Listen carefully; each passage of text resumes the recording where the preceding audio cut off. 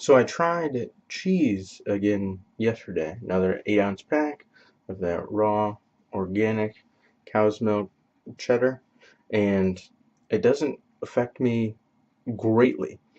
I think there might be like a really slight effect, but kind of hard to notice, especially compared to the things that affected me a lot, especially like chicken was super obvious that was not good.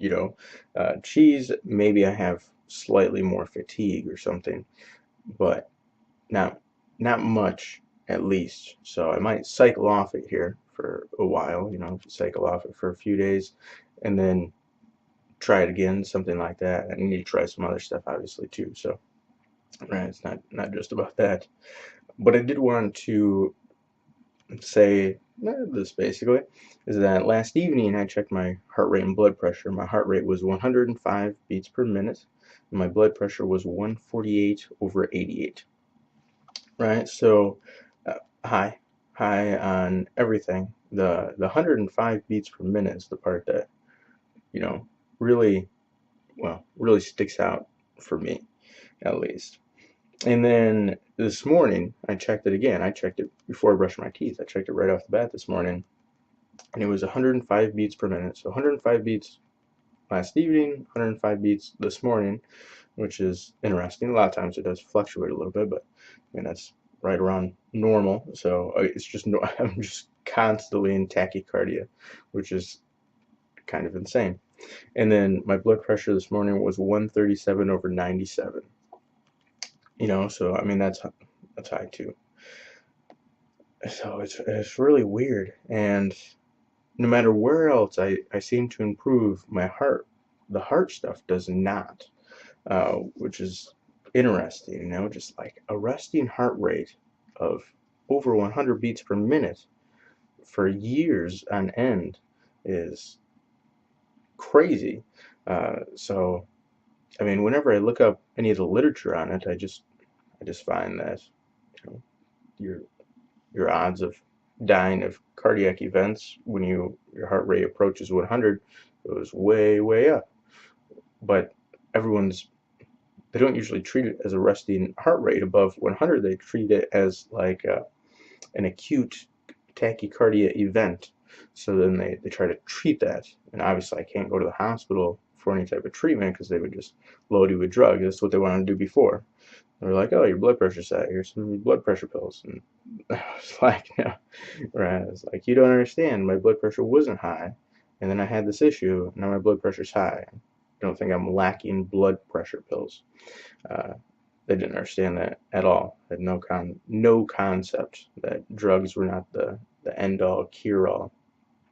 Right? And I mean, only two options at the hospital: drugs, surgery. So, and they rejected me for surgeries. Like 5 different places rejected me for surgery. So, and I don't want to take a bunch of drugs because those usually cause more issues than they're worth. So I'll just stick with a high heart rate and high blood pressure. But it's weird. I mean, I have to get that under control. Otherwise, like, how long can you live with a resting heart rate over 100 beats per minute? I don't know. But most people I mean, if you have this issue with your brainstem, it affects basically everything. It affects your entire body, especially mine. It's so high on the brainstem, but it really affects like lungs, heart, and most of the people. The reason there's a shortened lifespan that goes with this is because people end up having issues with their heart, their lungs, their kidneys, their liver, because your brainstem's not functioning right. So, you know, even though my cognitive impairment has eased quite a bit. Now my fluid intelligence I don't think it hasn't increased to its normal level. My memory has not increased to its normal level, but my crystallized intelligence has gone up quite a bit again. So right, I'll be slower at learning new things, but I'll still know that most of the things that I knew. I still do have some memory gaps, and things don't come to me very fast anymore. But this heart rate thing, I think is a huge deal. So luckily, in No, and I've thought about this. I've just been thinking about this for the last couple of days.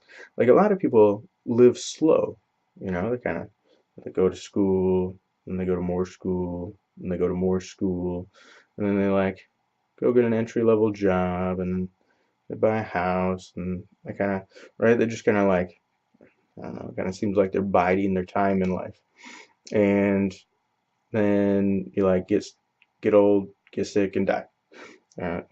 Horrible plan, in my opinion.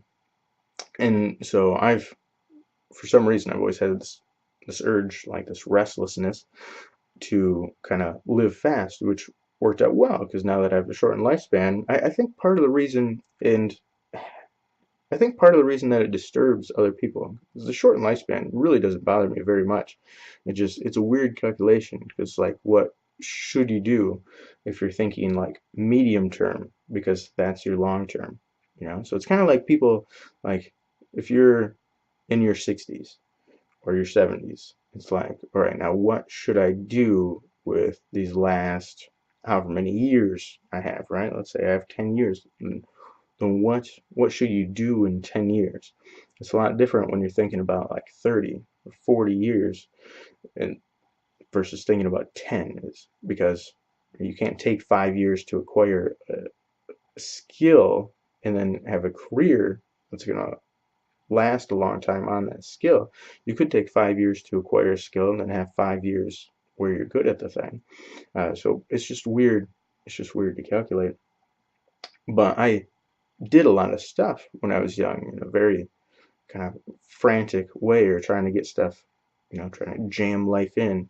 And I mean, that was partially for other reasons, but it worked out really well. So I have no problem. I had no problem accepting that the shortened lifespan thing right away. Other people really hate it when I talk about that a lot of times.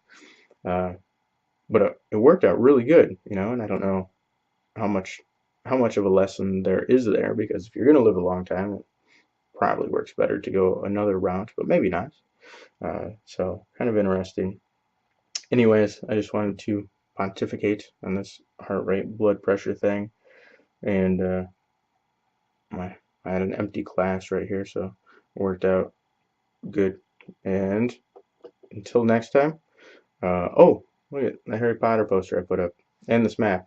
I had to adjust stuff for my class, try to get approved for this teaching thing, although I'm applying for other jobs, but I have to have a work at home job, so it's, you know, we'll we'll see. We'll see how it goes. Anyways, until next time, live long and prosper.